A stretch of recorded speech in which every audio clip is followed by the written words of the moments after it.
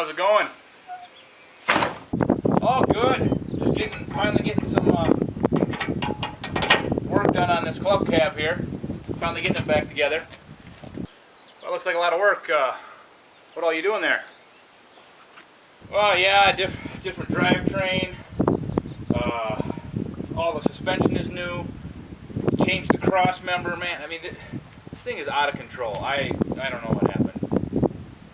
You changed the cross member? Yeah, I didn't like the way it looked.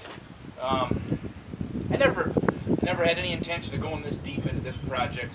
You know, it's just I keep fixing stuff. I can't stop. I mean, most of what I'm doing probably didn't need to be done. At least not as nice as I'm doing it. Okay, yeah, that sounds like the project escalation principle. The project what? Yeah, the project escalation principle. You know, it's when a small project just grows bigger and bigger, and the bigger it gets, the bigger the next bigger gets. You know, it just keeps going and going and going like that. It just kind of spirals out. Kind of like that Fibonacci thing, right? Exactly. In 5 easy steps, you go from something simple to completely out of control. Unstoppable.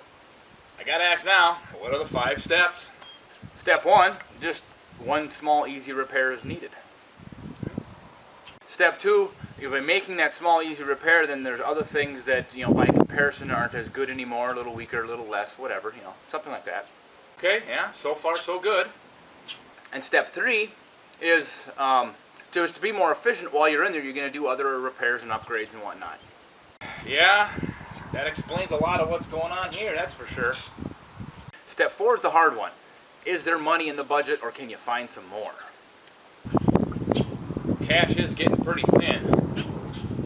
Step 5, depends on what you do in step 4. If you can find money, go back to step 2. That is totally 100% what's going on here. I lost track of even how this all even started.